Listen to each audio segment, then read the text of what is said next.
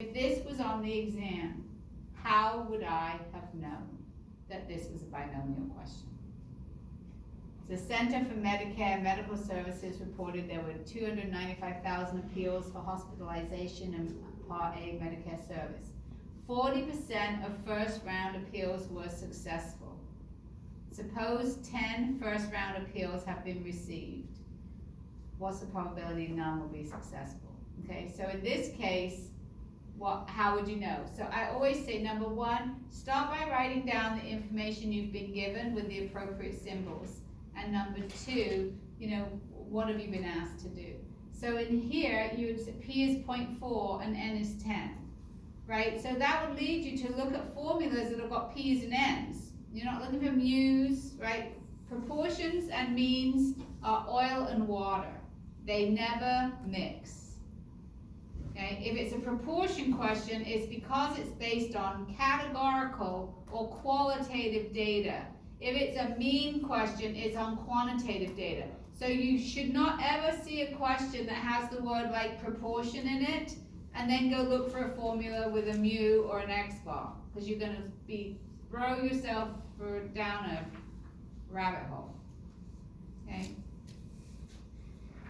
So that's how you read your book if you want to, go look at, but that's a really good way to ask yourself, how would I have known this was a Poisson question?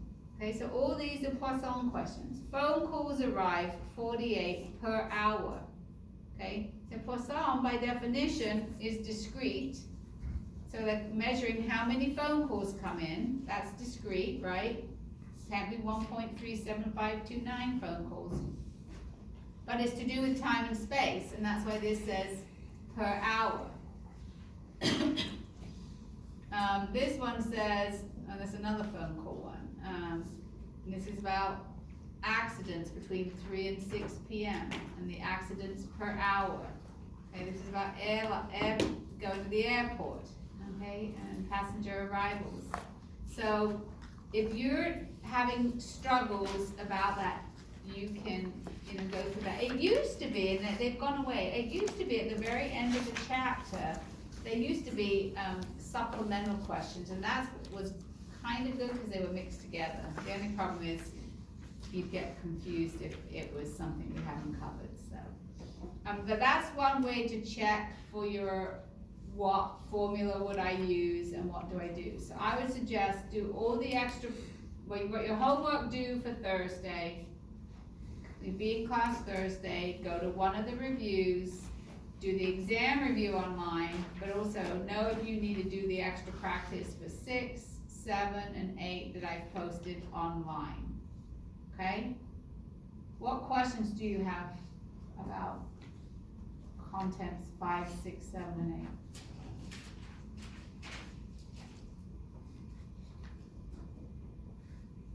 I would say the content is a lot deeper than what it was from 1 through 4. That being said, for some reason I have students who do better on exam 2 than they did on exam 1. And I'm like, how? Exam 1 was mean, median, and mode. How do you, but I think part of it is like getting used to the types of questions and the depth of the knowledge that you need to know. So reviewing your PowerPoints for the multiple choice. Right, you've got to understand it. Will you have a question where you'll have a list and we'll have to enter the list into our calculator and find Lists. Yeah. In chapter 5, right, you'll have all the lists in the calculator for when you want to, for regular, discrete, when you do the variance, Mm-hmm. and you have to use like 6 columns. Right, yeah, so you've got to review all of that. I will have multiple choice questions that really do test your knowledge about, what happens, everything else remaining equal as I want to be more confident, what happens to my standard error?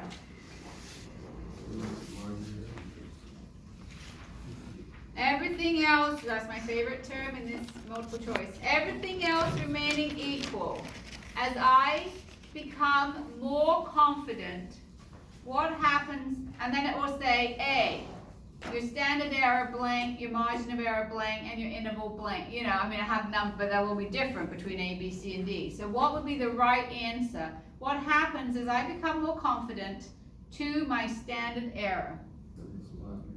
Huh? Okay, so if let's say it's this question, and I want to become more confident. So this was 92%, right? If I want it to be 95%, what would change here? What would it change to? Okay. What happened to my standard error when I did that? Nothing, right? So everything else remaining equal, as you increase your confidence level, your standard error does not change. Your margin of error gets bigger and your confidence interval becomes wider, right? You can never get a larger margin of error and a narrower interval, because how wide is every interval?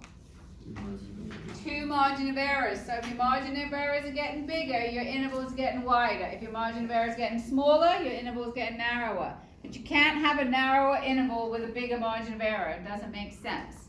How wide is a bell? 6 standards. When do I get to use a z-score for the sampling distribution of p-bar? When n is greater than 100. No. P-bar. N times 3 is greater than or equal to 5, and times 1 times 3 is greater. When do I get to use the finite correction factor?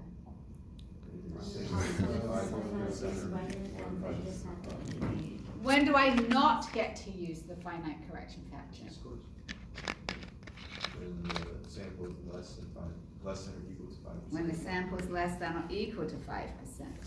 Okay, so sometimes it's like take what you always say and it's reversed. So you gotta know how to reverse it. So it's really is, the multiple choice is really critical thinking, right? And that's why it's hard. Because it's not something you can just memorize. You've got to really think about what happens when I do something.